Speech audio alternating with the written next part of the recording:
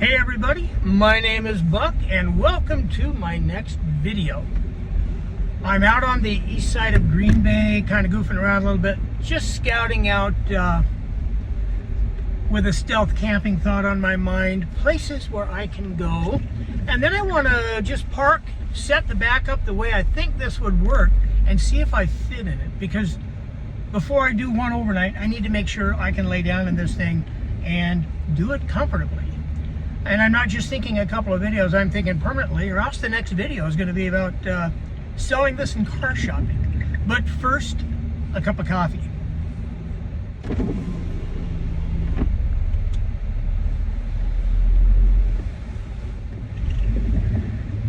Hi, thanks for stopping at Caribou. Can I get you checked in with your perks number today?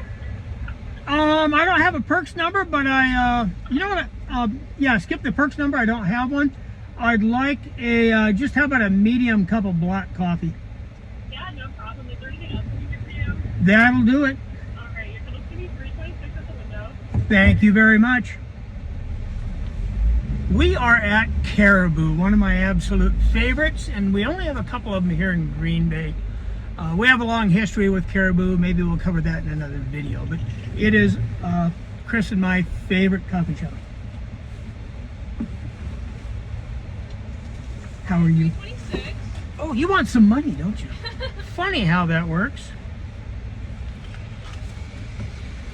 I was just glad to see the smiling face. What'd you say? I was just glad to see the smiling face. Oh, thank you. There you go. Throw the rest in the tip jar if you would. Thank you so much. We'll have to operate a minute, okay? That's just fine. Rated, I would have to put Caribou first, Starbucks second or third, next to McDonald's. McDonald's coffee is pretty darn good. I'm happy with it. Starbucks maybe gets second because it has more variety, and maybe gets third because it ain't cheap and the lines are always longer. But hey, they're all good. I just don't want to roll with the flow, and everybody does Starbucks. This one is connected to a hospital, but they have a drive-up window. So how many hospitals have drive-up windows for coffee? I don't know. I think they're brewing the coffee. We're still waiting.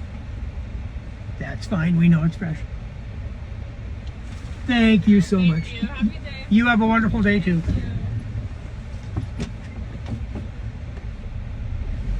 Roadhouse rules, boys and girls. Be nice. And we won't do all the other one-liners that come after that. Good movie, Roadhouse. Right up there on truck driver's list of favorite movies. One of the areas I spotted this morning, I need to go take a look at. So we can have a little conversation while I'm driving out there. It's just a few miles up the road. And I think it'd be a great place for the first or second or third adventure out. I'm still hooked on the first one. I will not reveal that secret yet, but hopefully in another week or two. So what has been on my mind in the meantime, you know, I put out that first video talking about the Jeep and the problems with the Jeep. We're going to answer those problems today.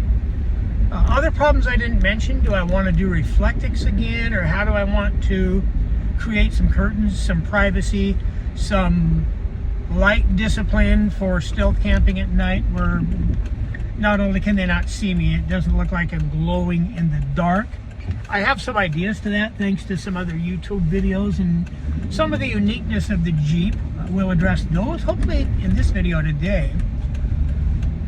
I mentioned on that first video that this truck had almost no brakes. They were grinding in the back, and the front they were down below 5%.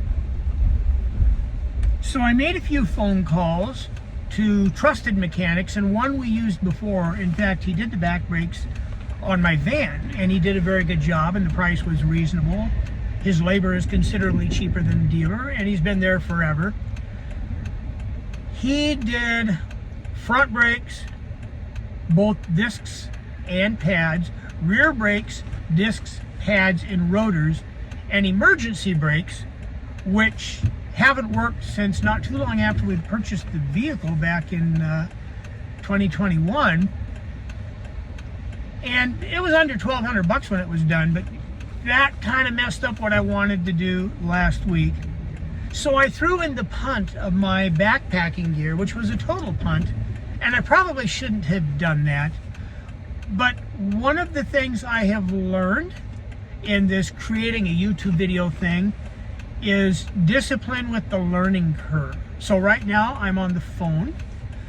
If you're watching this full video on YouTube, I've also recorded a good chunk of it on my new Sony camera. And I didn't buy the top of the line camera. I bought the best thing I could get for $1,000 or less, with a caveat. It had to have a lot of creative YouTube videos on how to use it. And there are some good trusted YouTube producers that I have a little more faith in than others, that aren't just pitching products and buy my link, because that ain't my thing. I bought it at our local Best Buy, number one, because I wanted to see it, feel it, and touch it, know it was new. Number two, if I open a credit card, I got a $150, it came down to be $145 credit that I could use on anything I want, so that brought that down to $850. So I charge it, paid it off, and the account's still there, but we don't use credit unless we can save $150 and then we open it, use it, and dump it. I don't have any fancy lenses. I do have my cordless mic and all of that good stuff that works with it, and we will play with that and get it all dialed in. But there's a learning curve to this. So my goal is to record shorter videos. I'm gonna try and stick to 20 minutes or less, learn how to combine both the phone and the camera on my software. I'm using DaVinci, there's a reason for that. And then upload the video. At some point start adding some music to it.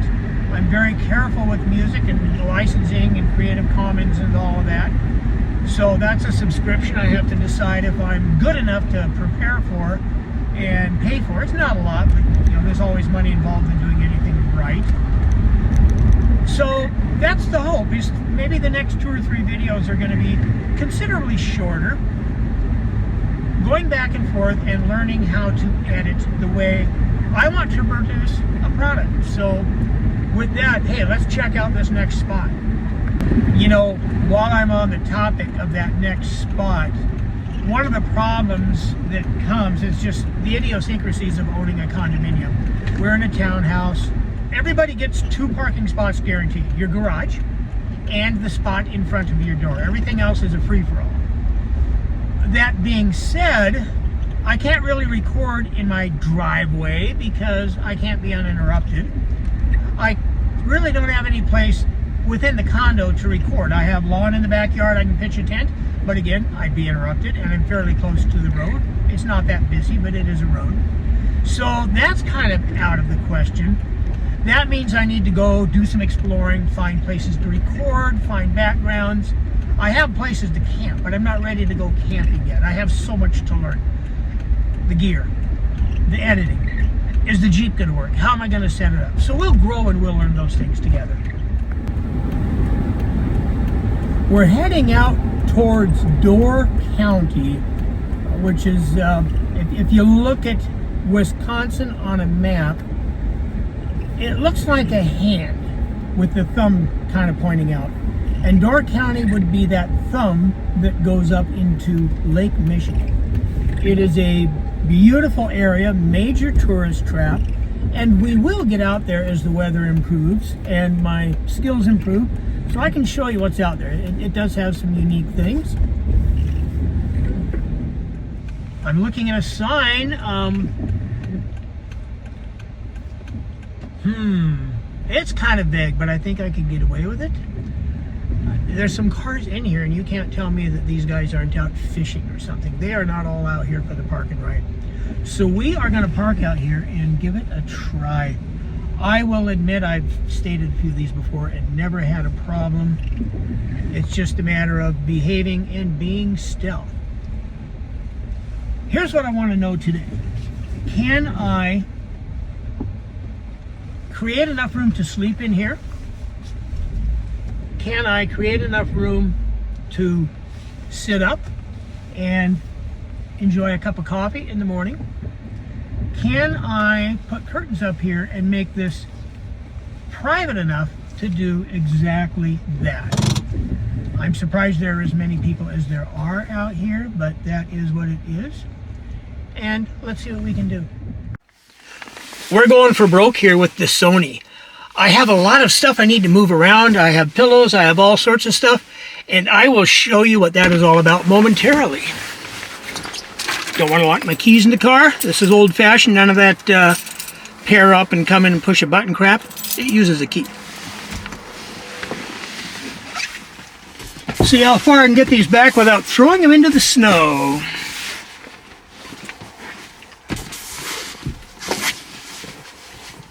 That is a good start. I did some shoving and pushing around the other day after I recorded my first video, and I showed you then the problem I had. The seat wouldn't go far enough, and the headrest is right where my head needed to be.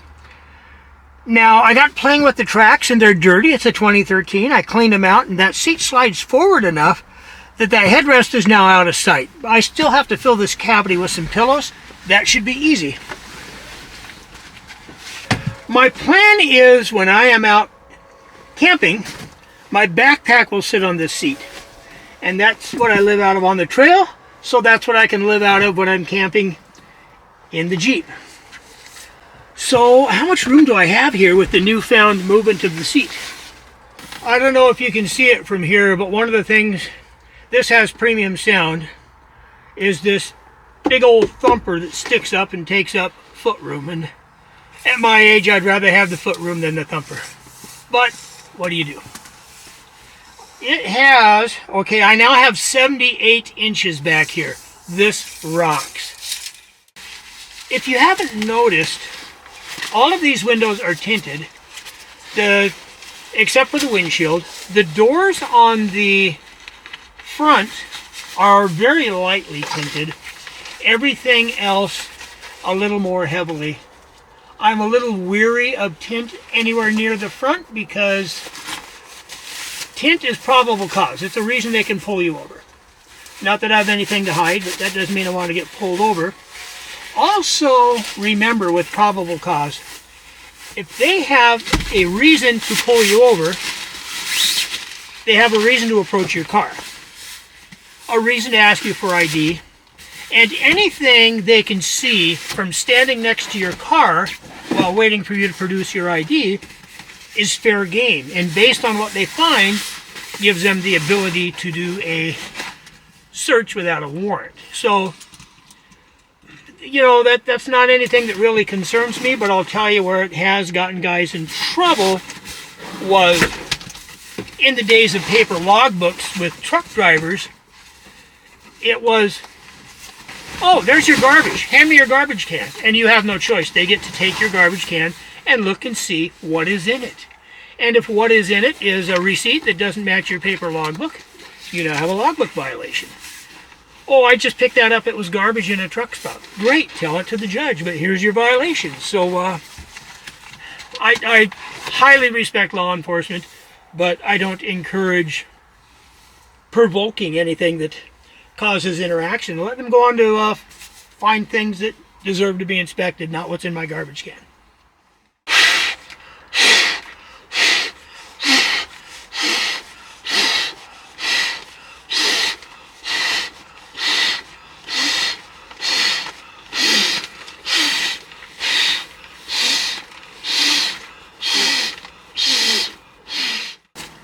I'm not worried about getting this completely blown up on this trip. This trip is proof of concept.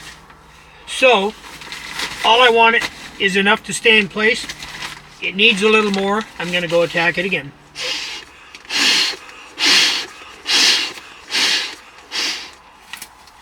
Let's see what we have here.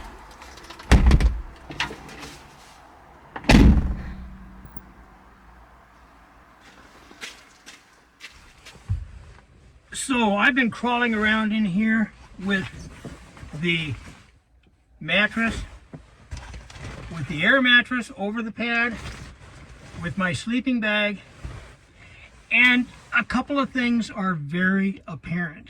everything's slick, which means they just slide against each other, which isn't that bad if you're level.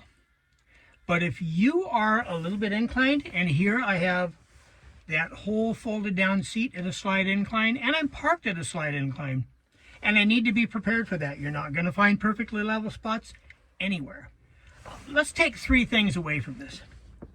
I do have room to sit back, have some padding on my rear, room overhead. There's a good 7-8 inches up here, big, wider than my hand spread, nearly a foot, but probably not quite a foot. Granted, this is uninsulated. It has the R factor of nothing, but it is what it is. We'll deal with that another time. I do have my room to sit up. The roll bars through here give me room to hang lights, an anchor for curtains. I don't know if I'm going to do reflectives or curtains. One thing I need to totally rethink is leaving the back seat up and putting my backpack in it, because boy does that claim a lot of real estate. I think I'm going to be better off to fold it down and utilize that room, and maybe even platform the whole back end for camping. Just knowing I can give up about maybe 3 inches, but at least then I have a solid, flat, level spot. Another thing I don't like is this thumper here. It takes up a lot of real estate. But this area from the seat right here, just beyond the camera angle, to here is less than 3 feet. And that's the room I thought I would be able to put something to cook with, a space heater, not with this seat up. The seat will have to go forward. So I need to rethink that a little bit. I'm already planning how different ways to heat this. When it comes to heating, my rule is, other than a Chinese diesel heater, there's nothing I would leave running at night sleeping in. I don't mind sleeping in the cold as long as I'm warm in my bag. Not a problem. I used to be able to just reach up and turn the key in my van, and it would fire up. I'd lay in the bunk for 5 minutes, let it get warm. Then I would get up, do my thing, turn on my heat or whatever the case may be, shut the van off. This has a clutch, which means to start the vehicle, I have to get out of the sleeping bag, climb over the seat, push the clutch in to hit the starter. And no, I'm not willing to disengage that. I don't trust myself quite that much. One of the things I'm thinking, though, is since I'm 6 feet tall, I can buy off-the-shelf planks pretty cheap to platform this with. I'm only sleeping me. I only need to raise it enough to compensate for the 3 or 4 inches of lift. I still have room here. That platform can fold. It really wouldn't be that hard. It might be a little chilly in the garage, but I can endure it. So I think that's the direction I'm heading. I also know from history that I will sleep better if it's totally flat. And this isn't a now and then thing. I want to go have some adventures.